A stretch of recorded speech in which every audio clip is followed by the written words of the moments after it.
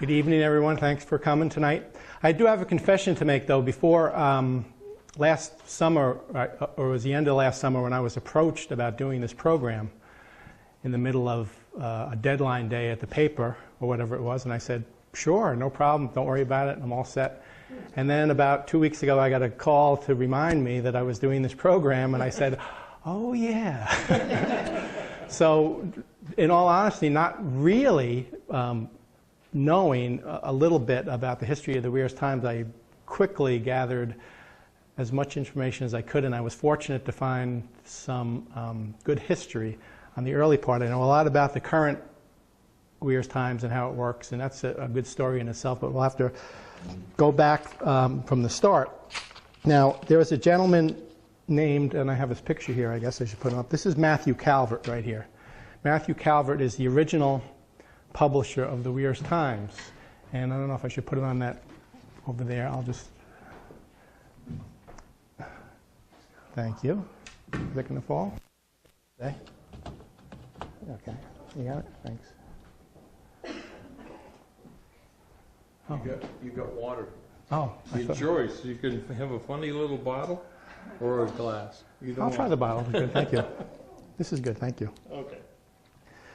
Now, Matthew Calvert, I'll tell you his story first. We were fortunate enough back in 1999. I started in the Weirs Times in 1998. In 1999, there was his granddaughter, her name was Virginia Huxtable. I'm not sure if she's still with us. She had it was her grandfather, Matthew Calvert, and he gave her, she had in her possession a diary, which he had written, and an original publication of the Weirs Times. And the person who did the story was only allowed to keep the diary for a little while, and he hurriedly photocopied, which in 1999, for those of you familiar with computers, didn't have the PDF formats and all that, so it didn't come out too good, and his handwriting was very liquid. So I took these photocopied pages and tried to sort through some, but fortunately some was written here. But let me give you a history about Matthew Calvert first.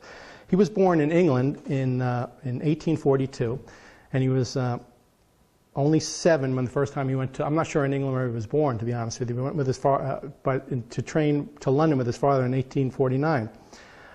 Supposedly his father developed a mysterious illness in London and died within a few days of their arrival. He was a 7-year-old boy now, suddenly with his father was not there.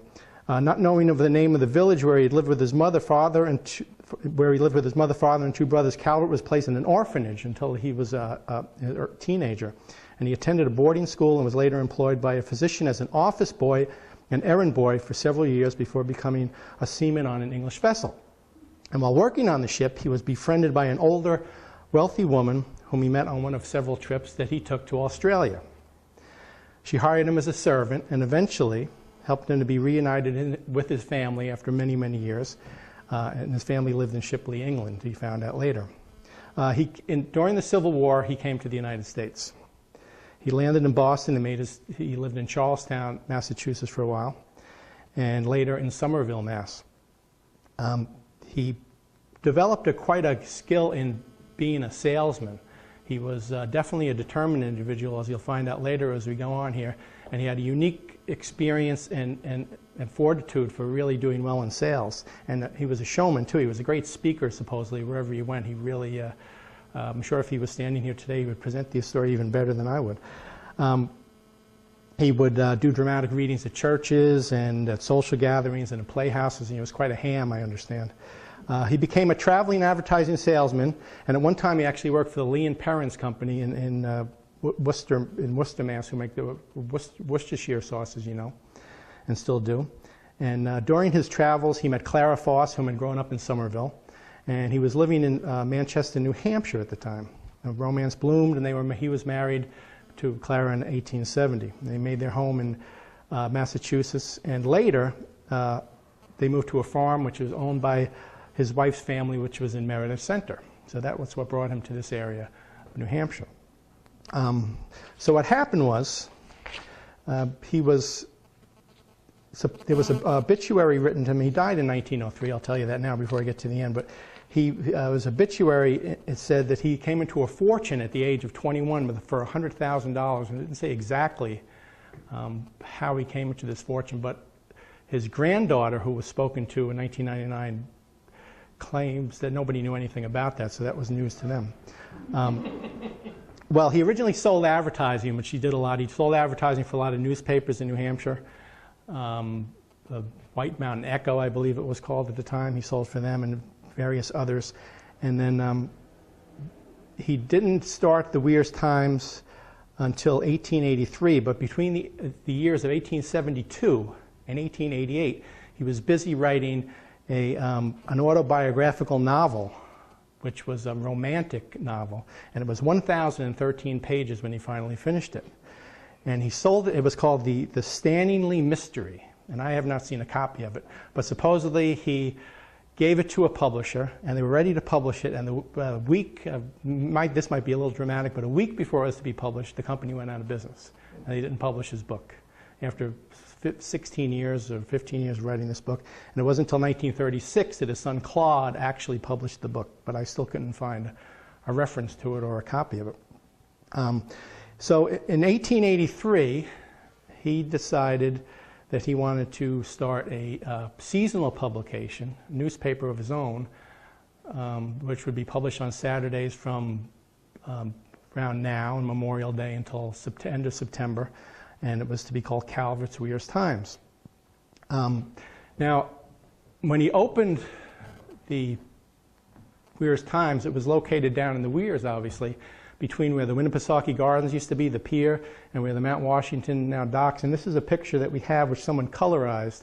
I do have a black and white version, but I thought this was a little bit more dramatic. And this is an actual photograph of the office down at the Weirs there that he had.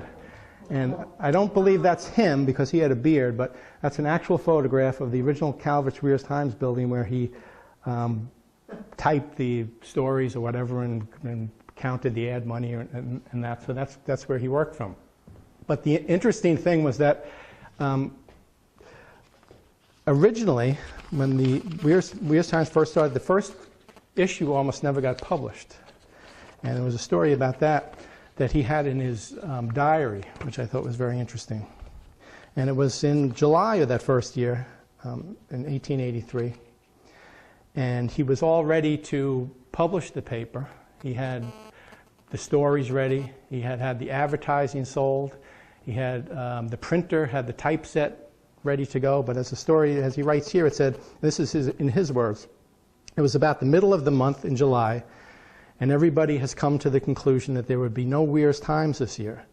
It was a foregone conclusion but everyone but myself, and when everyone asked, was the Weirs Times coming out, the answer was not this year, but perhaps some other year. But here's what happened, and here's what he did, which really tells you a lot about his fortitude. As I said before, he had raised enough money through advertising contracts to pay the $125 that he needed to have the ads and the news printed by the printer. The type had been all set. The copy and the pages were locked up, as they called it then. But he still needed the paper on which to actually publish the paper. He needed to buy that. And he received a telegram from the Boston company who made the paper and informing him that as soon as he sent a check for $38.75, that the paper would be shipped to him. But Calvert writes, I didn't even have 38 cents. So he was in a bind. So for him, of course, back in those days, $38 was almost an insurmountable amount of money. So what he did was he took the next train to Boston. I guess he had enough money for a train ticket. And while he was on the train, because he was going to go talk to the printer, he didn't know what to do. He was going to go talk to the paper company, he didn't know what to do. While he was on the train, on the way, he got in touch with the person on the train who was connected with the head of the railroad. And while he was on the train, he sold him an advertisement in the Weirs Times for $38.75. and he took that contract with the railroad company, uses as a letter of credit, and then found a better paper company who gave him a better quality of company with given 30 days left to pay. So he went ahead and he printed the first issue of the Weirs Times. So that's how it started. Now, the Weirs Times went on for the first year of course, but he still always found himself in a lot of trouble over the years as the Weirs Times was printed. It was never easy for him. And this is dated June 25th, 1884 in his diary. This is the second year. The paper hadn't been printed yet for the second season. It said, "I have been canvassing hard for the past 2 weeks and now have about $500 of advertising in hand and I'm at my wits' ends almost. I know what to do about publishing the paper. I'm in conversation with Louis Forn and his partner, and I find that they have no notion of printing the paper this year at all. They are willing that I should run it alone by paying them about $210, which would satisfy for them all their claims against the paper." So supposedly as of July 17th of 1884, he still hadn't printed his first edition for that year. And he writes, "Since my last entry 2 days ago, I have elapsed in what torture and distress. For the day I found I must depend entirely on my personal resources to maintain life in the Weirs Times. He says, I have not ceased to scheme, to devise and strain every nerve in how to get the paper out without selling an interest in it to the second person." He was determined to have complete control of his paper himself no matter what happened. He was just a very determined man. And in 1884, after he had finally, it was hard for me to find in the diary what happened, but he had finally found the money to publish the paper that year. And in September, he had finished that publication for that seasonal one in 1884. And he writes in his diary, "The Weirs is now becoming deserted. I have battled hard and under very great discouragements indeed, but am willing to believe that the battle is always in favor of those who persevere until the object aimed for is attained." So you can see that he was a determined man, and he did publish the Weirs Times until 1902, if I'm correct. I don't want to say that. And why he stopped, I'm not sure, but he did pass away in 1903. And if I have here, I hope, somewhere, possibly, maybe not, but he had an obituary written about him which was very interesting, which I told you about, telling about his fortune, and he was a very well-respected man. The Weirs Times was deeply missed by the community, but after 1903, the Weirs Times existed no longer until in 1992, let me get my facts right here. Bob Lawton, if you're familiar with Bob Lawton, who owns FunSpot, just to tell you a little bit about him, to make you understand the perseverance of both gentlemen. He was, when he was 21 years old, he borrowed $750 from his grandmother to start a arcade down in the Weirs called the Weirs Sports Center, which had little mini golf and some dartboards. And he started with his brother John. And this was in 59 years ago, going on 60 years ago. He just turned 80 this past year. And today, he, of course, owns FunSpot, which is the largest arcade in the world, as noticed by the Guinness Book of World Records. So, in knowing him very well myself, it's easy to understand how some of these things I'm about to tell you came to pass, and how he decided to publish the Weirs Times. It came to him just on a whim, and when he gets a whim, he just goes and follows through, and he usually just sees it till the end. He just if he has an idea, he always does it. So it was in March of 1992. And he saw a tabloid copy of an old Weirs Times. To show you, first of all, just so you understand, as you see, this is an old copy of an original Weirs Times. We take very good care of it. We put it in our best Shaw's produce bag here, so nothing can happen to it. This is a copy of the Weirs Times from its 19th season, which was close to the end of it, but.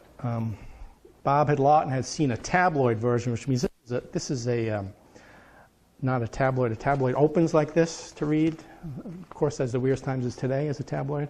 And we don't know why Matthew Calvert switched to this particular brand, and I'll leave this here for you folks to look at later. But he saw this Weirs Times, Calvert's Weirs Times newspaper, and he looked at it and he said, "I'd like to do that."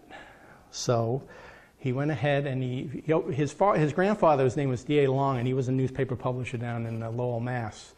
And he actually names the tavern in FunSpot after his grandfather. So he felt like he had publishing in his blood. So he hired a gentleman named Ron Stevens, who did graphics work for FunSpot. and he was in the newspaper business. I believe he used to work for the Laconia Citizen. And he approached him and he said, I'd like to publish a newspaper.